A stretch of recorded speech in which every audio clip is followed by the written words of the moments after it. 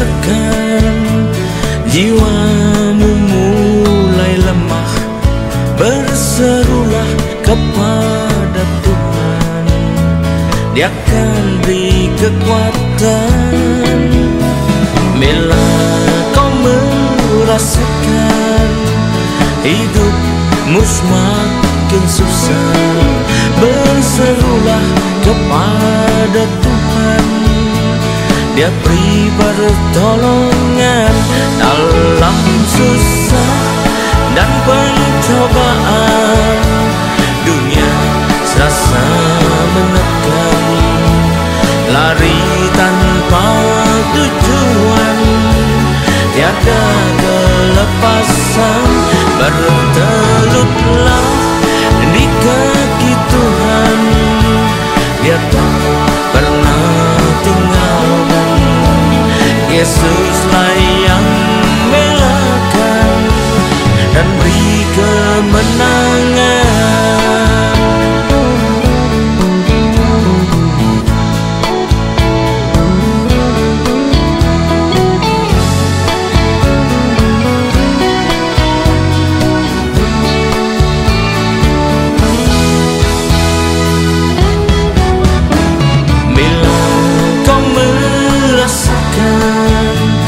Jiwamu mulai lemah, berserulah kepada Tuhan, Dia akan beri kekuatan. Bila kau merasakan hidupmu semakin susah, berserulah kepada Tuhan, Dia beri pertolongan dalam susah dan pencobaan. Dunia serasa menekan, lari tanpa tujuan, tiada kelepasan. Bertelutlah di kaki Tuhan, Dia tak pernah tinggalkan. Yesuslah yang belakan dan beri kemenangan dalam susah dan pencobaan. Dunia serasa menekan, lari tanpa tujuan, tiada kelepasan. Bertelutlah di kaki Tuhan, Dia tak pernah tinggalkan. Yesuslah yang belakan dan beri kemenangan. Yesuslah yang belakan dan beri kemenangan. Yesuslah yang belakan dan beri kemenangan.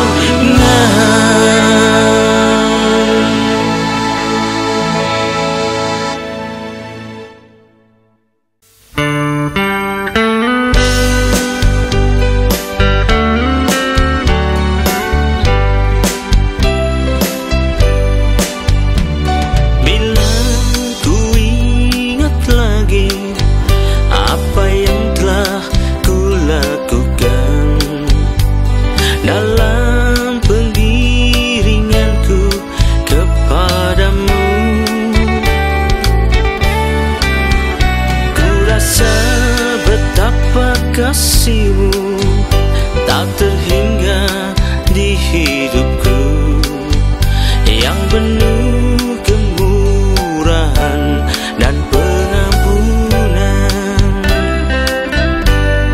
Setiap kali ku tinggalkan, setiap kali ku jauh dari-Mu, susah dan pencobaan menghadap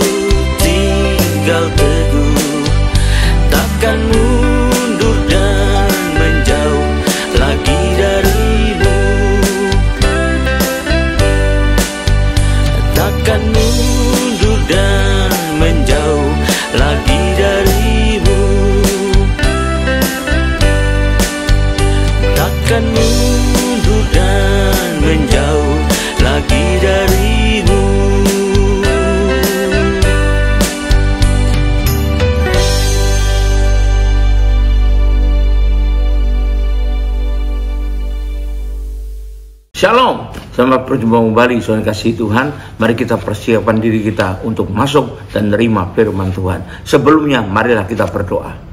Terima kasih Tuhan, kami umat-Mu siap menyambut firman-Mu. Urapilah kami semua, urapilah hamba-Mu yang akan menyampaikan firman ini, agar tidak kembali dengan sia-sia, tapi boleh masuk dan tumbuh dalam hidup kami, dan menghasilkan buah yang baik dan berlipat ganda, yaitu sampai 30 kali, 60 kali, bahkan 100 kali ganda. Haleluya. Dan berikan juga pada kami Tuhan urapan roh hikmat dan wahyu daripadamu, agar kami boleh menangkap dan mengerti maksud visi firman-Mu ini dengan baik dan benar, yaitu tepat seperti yang Kau maksudkan sebenarnya kepada kami semua. Terima kasih Tuhan, kami siap sambut firman-Mu hanya dalam satu nama yang berkuasa, yaitu nama-Mu, Tuhan Yesus Kristus. Haleluya. Amin. Dan sekali lagi salam kasih Tuhan. Mari kita persiapkan diri kita untuk menerima dan masuk dalam firman Tuhan. Tema dari firman Tuhan pada saat ini saya pilihkan yang bertemakan orang yang tegar tengkuk. Orang yang tegar tengkuk. Apa maksudnya? Mari kita pelajari ya. Kalau sampai kita atau seseorang dipandang oleh Tuhan, dinilai oleh Tuhan sebagai orang yang tegar tengkuk, wah betapa malang nasibnya ya. Karena firman Tuhan dengan tegas mengatakan di kitab Ulangan pasal 9 ayat 13 dan 14. Kitab Ulangan pasal 9 ayat 13 dan 14. Untuk orang yang tegar tengkuk, Tuhan sudah menentukan sesuatu ya. Jadi hati-hati kalau dipandang Tuhan, dinilai Tuhan sebagai orang tegar tengkuk. Mungkin dirinya tidak merasa dia tegar tengkuk. Mungkin orang lain tidak menganggap dia tegar tengkuk. Tapi betapa malangnya kalau Tuhan justru menganggap dia sebagai tegar tengkuk. Ayat 32 dan berapa nih? Ayat 13 dan 14. Lagi Tuhan berfirman kepadaku, telah kulihat bangsa ini, dan sesungguhnya mereka adalah bangsa yang tegar tengkuk. Tuhan mengatakan kalau Tuhan menilai sesungguhnya, berarti itu tidak bakal salah ya. Oh salah Tuhan menilai, tidak mungkin itu. Tuhan tidak mungkin salah ya. Maka biarkanlah aku, maka aku akan memunahkan mereka dan menghapuskan nama mereka dari kolong langit. Tetapi daripadamu akan kubuat satu bangsa yang telah berkuasa dan lebih banyak daripada bangsa ini ya. Jadi Tuhan akan pertama memunahkan mereka, habislah mereka ya. Betapa bahayanya, betapa mengerikannya, dan mencoret nama mereka, menghapus nama mereka dari kolong langit ini, termasuk rupanya juga. Jangan sampai ini dihapus dari kitab kehidupan, berarti tidak mungkin ada keselamatan ya. Itu berbahaya sekali. Kalau gitu kita perlu pelajari, siapakah lalu orang yang dipandang Tuhan, dinilai Tuhan sebagai orang tegar tengkuk itu. Nah ini kita perlu tahu agar bisa kita hindari ada dalam hidup kita. Yang pertama, orang yang tegar tengkuk, dianggap Tuhan tegar tengkuk itu adalah pertama, orang yang merasa dirinya paling benar, tidak pernah salah. Yang salah itu orang lain. Tidak mungkin saya salah, saya ini paling benar. Berarti dia merasa dirinya kayak Tuhan dong gitu. Mempertuhankan diri sendiri, karena hanya Tuhan yang paling benar itu ya. Mari kita baca Roma 3 ayat 10. Seperti ada tertulis ya, ada tertulis, tidak ada yang benar, seorang pun tidak. Artinya tidak ada manusia yang benar, semuanya itu tidak ada. Tapi dia justru merasa paling benar ya. Lalu kita baca lagi Lukas 18 ayat 9. Kita Injil Lukas pasal 18 ayat 9. Dan kepada beberapa orang yang menganggap dirinya benar dan memandang rendah semua orang lain, Yesus mengatakan perumpamaan ini. Ini adalah orang yang perumpamannya jelek sekali oleh Tuhan Yesus ya. Jadi kepada beberapa orang yang menganggap dirinya benar. Jadi artinya ada memang orang menganggap dirinya benar terus, itu ada. Kita baca lagi Mazmur 143 ayat yang kedua. Mazmur 143 ayat yang kedua. Firman Tuhan mengatakan, janganlah berperkara dengan hamba-Mu ini, dan di antara yang hidup tidak ada seorang pun yang benar di hadapan-Mu. Jadi kita sebelum kita ditebus Yesus, kita tidak ada yang benar. Jangan merasa diri paling benar. Baca lagi di Ayub 25 ayat 4 ya. Ayub 25 ayat keempat. Kitab Ayub pasal 25 ayat yang keempat. Firman Tuhan mengatakan, bagaimana manusia benar di hadapan Allah, dan bagaimana orang yang dilahirkan perempuan itu bersih, artinya tidak mungkin benar. Tidak ada manusia paling benar itu ya. Tapi orang ini merasa dirinya selalu benar, bahkan paling benar di kolong langit ya. Kita baca lagi pasal 4 ayat 17 dari kitab Ayub ini ya. Ayub pasal 4 ayat ke-17. Mungkinkah seorang manusia itu bisa benar di hadapan Allah? Mungkinkah seorang tahu di hadapan tahir, di hadapan penciptanya ya? Jadi manusia ini tidak mungkin terlalu benar, ini masa paling benar. Kita baca lagi terakhir untuk poin ini di pasal 9 ayat yang kedua. Sungguh aku tahu bahwa demikianlah halnya, masakan manusia benar di hadapan Allah. Jadi hati-hati kalau kita merasa diri kita paling benar, jangan-jangan kita termasuk nanti bakalnya yang dinilai Tuhan sebagai tegar tengkuk ya. Hati-hati. Nah, bahkan kita melihat contohnya orang yang begitu itu ketika ada persoalan, maka orang lain yang disalahkan. Yang salah dia, bukan saya, padahal salahnya sendiri gitu ya. Dan ia tidak bisa mengakui kelebihan orang lain. Kalaupun orang itu lebih daripada dia mengatakan, tapi begini, tapi begitu, cari-cari kesalahan kekurangannya ya. Karena dia merasa dia paling benar, paling pintar dan sebagainya, paling tahu dan sebagainya. Bahkan yang ada pada hidupnya hanyalah kritik semata-mata. Kritik sana, kritik sini, kritik sana, kritik sini, karena merasa dia yang paling benar, dia yang paling tahu, dia yang paling pintar, dia yang paling hebat ya.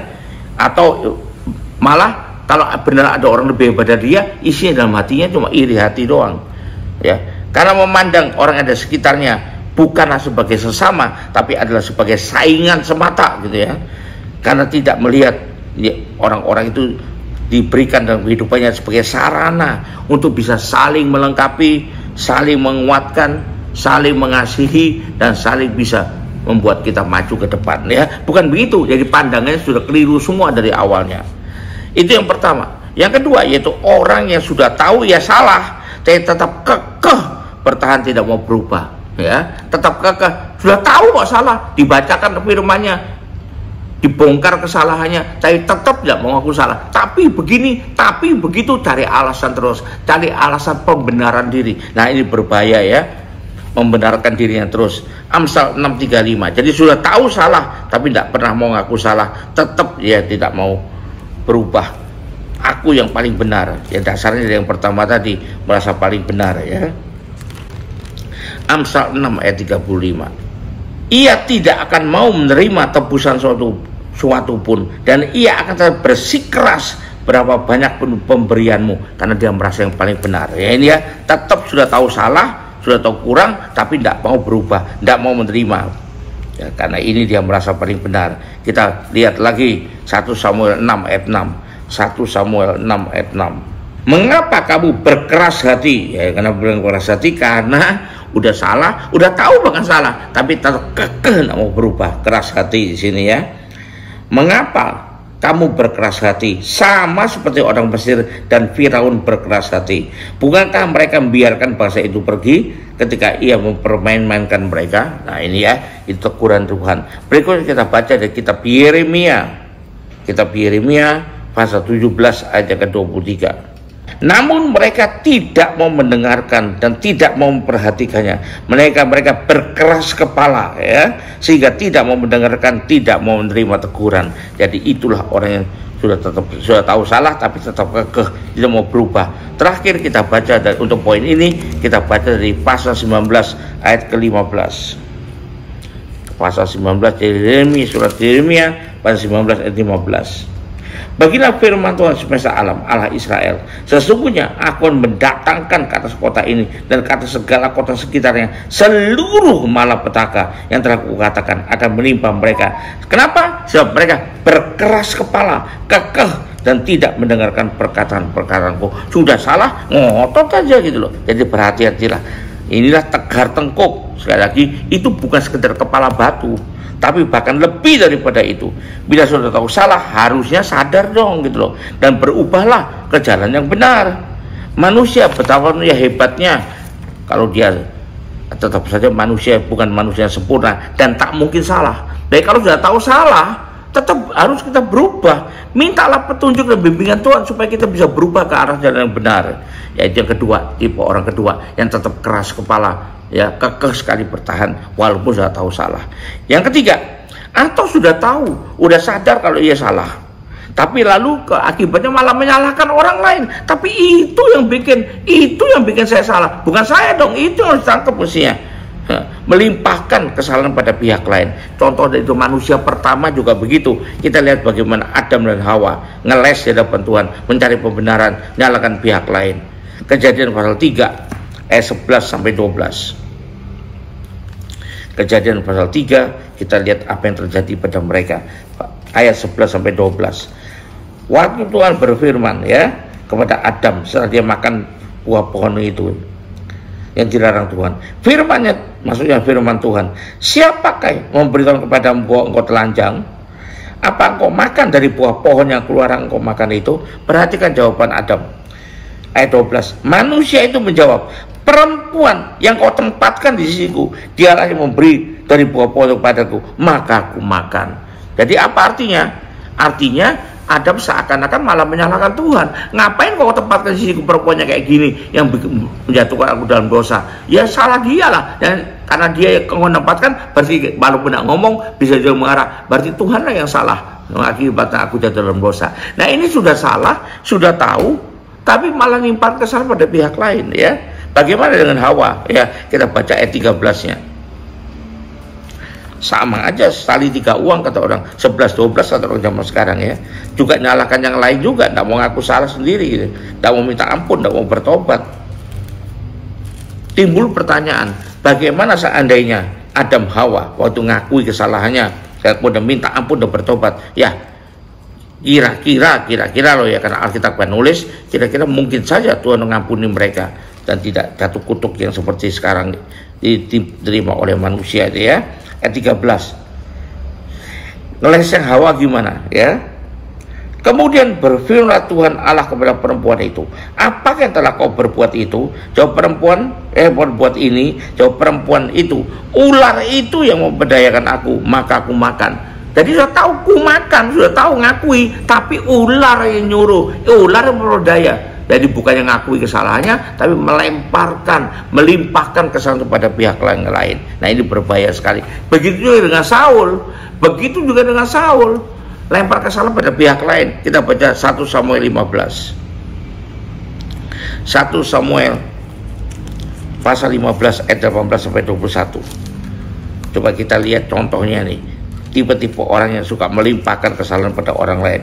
Udah terbukti, udah ngaku dia salah, tapi bukan salah saya, tapi karena orang lain ya. Ayat 18 sampai 21. 1 Samuel 15 ayat 18 sampai 21. Tuhan telah menyuruh engkau pergi dengan pesan, pergilah, tumpaslah orang-orang berdosa itu, yang di orang Amalek, berperang melawan mereka sampai engkau binasakan mereka. Ayat 19. Tapi mengapa engkau tidak mendengar suara Tuhan? Mengapa engkau malah mengambil jarahannya dan melakukan apa yang jahat di mata Tuhan? Nah perhatikan apa kata Saul. Lalu kata Saul pada Samuel, aku memang mendengarkan suara Tuhan dan mengikuti jalan telah suruh Tuhan kepadaku, dan aku membawa Agag raja orang Amalek, tetapi orang Amalek itu sendiri telah kutumpas. Tapi rakyat mengambil dari jarahan itu kambing domba dan lembu-lembu yang terbaik dan yang dikhususkan untuk ditumpas itu untuk persembahan kepada Tuhan Allahmu di Gilgal. Jadi siapa yang salah kalau gini? Ya rakyat katanya. Padahal dia juga salah, itu dia yang bersalah gitu ya. Nah ini ada berhati-hati kita, jangan sampai hanya terhidup ini mencari kambing hitam saja. Makanya harusnya kalau sudah tahu dia salah, maka ia harus segera minta ampun pada Tuhan dan membereskannya, termasuk juga membereskan dengan orang-orang yang bersangkutan dengan hal itu kalau melibatkan mereka. Bukannya malah mencari kambing hitam. Kalau itu dilakukan pada Tuhan, sungguh itu percuma. Karena apa?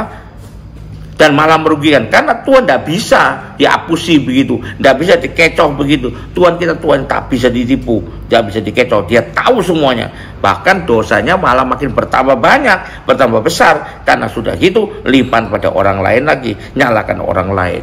Itu tipe yang ketiga, makanya termasuk orang tegar tengkuk. Orang tegar tengkuk yang tipe yang keempat. Jadi kenapa sampai dikatakan Tuhan tegar tengkuk? Karena sudah mendapat teguran loh, sudah mendapatkan peringatan loh dari Tuhan, atau sudah mendapatkan nasihat dari Tuhan, atau nasihat dari orang-orang yang suruh Tuhan, atau ajaran, tapi tetap saja tidak mau berubah, sekali kekeh terus ya. Mari kita baca Mazmur 55 ayat 20. Orang itu mengacungkan tangannya kepada mereka yang hidup damai dengan dia. Janjinya, Allah akan mendengar dan merendahkan mereka. Dia yang bersemayam tidak purbakala, karena mereka tidak berubah dan mereka tidak takut akan Allah. Udah ditegur, udah kasih peringatan, tetap tidak berubah. Udah dinasihati, sudah diajarin, tapi tetap begitu-begitu saja. Hati-hati nih. Jadi kalau sudah ada ajaran yang betul-betul sesuai dengan firman Tuhan, tapi tetap aja begitu-begitu saja, hati-hati. Jangan-jangan bisa digolongkan menjadi orang tegar tengkuk. Saya tekan, berhati adalah baik. Orang saudara yang saya kasihi, jangan sampai kalau sudah ditegurkan, dia nasihatkan kepadamu, diajarkan kepadamu yang sesuai dengan firman Tuhan benar, tapi kamu tetap tidak mau berubah, tetap begitu-begitu saja sesuai dengan hidupmu yang lama, maka hati-hati, jangan sampai Tuhan menganggap kalian tegar tengkuk. Hati-hati, termasuk saya sendiri juga, itu semua manusia ya, karena kita ini manusia yang tidak sempurna. Mari baca lagi Yeremia 5 ayat 3. Nah ini ya Tuhan, tidakkah matamu terarah kepada kebenaran? Engkau memukul mereka, tapi mereka tidak kesakitan. Alias engkau sudah memukul mereka sebagai peringatan, tapi mereka tidak mau merasa kesakitan. Engkau sudah meremukkan mereka, tapi mereka tidak mau menerima hajaran ya. Tidak dianggap hajarannya itu. Mereka mengeraskan kepalanya lebih daripada batu, dan mereka tidak mau bertobat. Nah ini contohnya. Berikutnya kita baca untuk poin ini di Matius 11 ayat ke-20.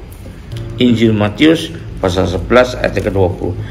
Lalu Yesus mulai mengecam kota-kota yang tidak bertobat. Sekarang di situ ia paling banyak melakukan mujizat-mujizatnya.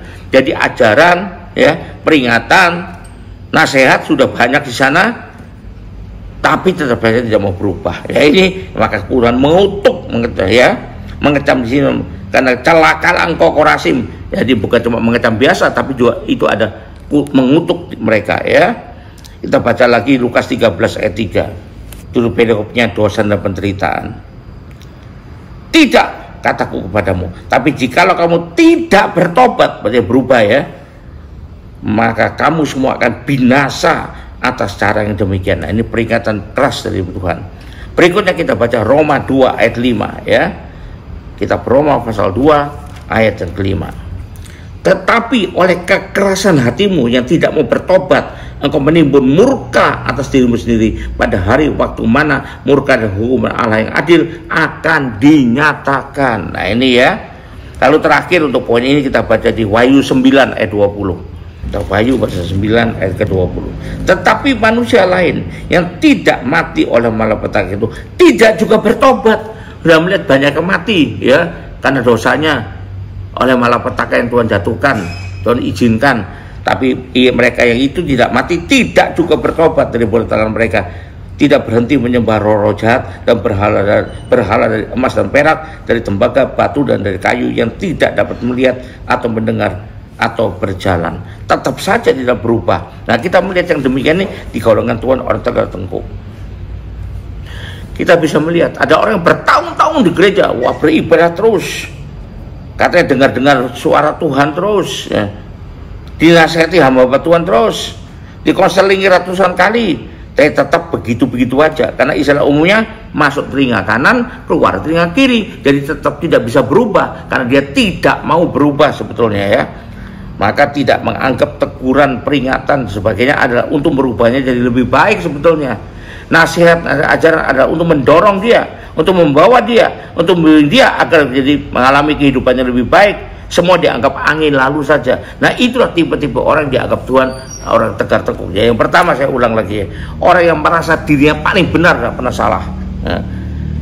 Jadi kalaupun diperingati tidak salah, tidak mungkin lah, itu bukan untuk saya lah, saya tidak begitulah, saya kalau saya pasti benar.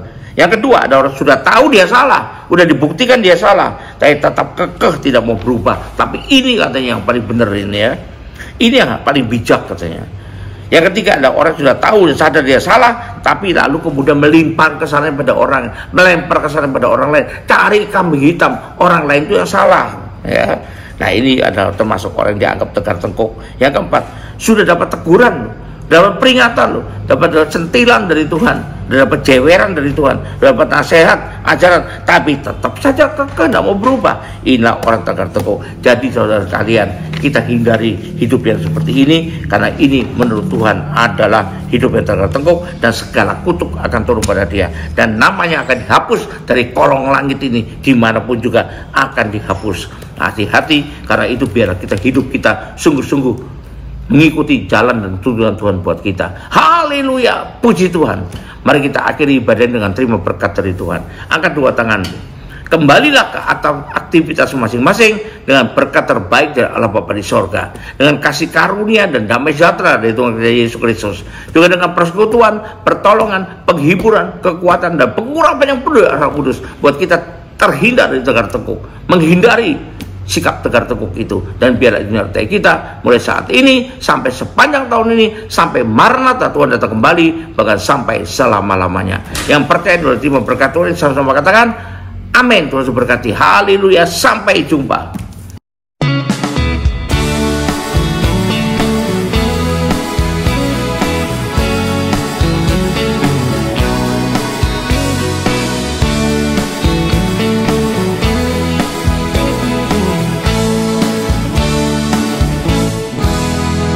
Bila kau merasakan jiwamu mulai lemah, berserulah kepada Tuhan, Dia akan beri kekuatan.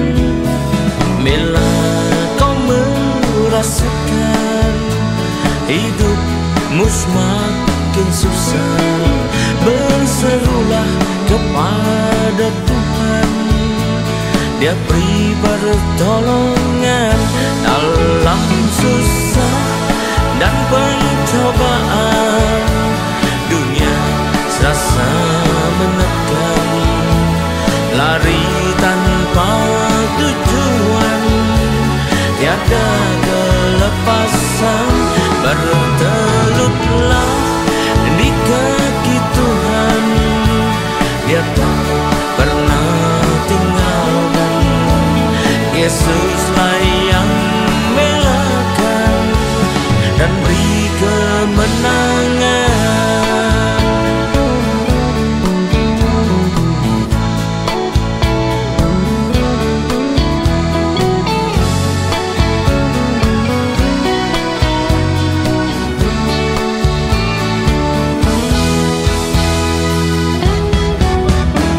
Bila kau merasakan jiwamu mulai lemah, berserulah kepada Tuhan, Dia akan beri kekuatan.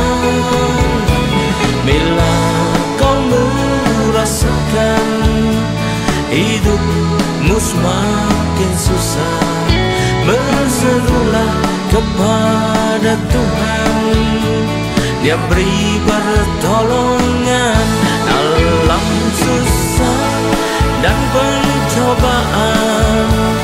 Dunia serasa menekan, lari tanpa tujuan, tiada kelepasan. Bertelutlah di kaki Tuhan, Dia tak pernah tinggalkan. Yesuslah yang melahkan dan beri kemenangan dalam susah dan pencobaan. Dunia serasa menekan, lari tanpa tujuan, tiada kelepasan. Bertelutlah di kaki Tuhan, Dia tak pernah tinggalkan.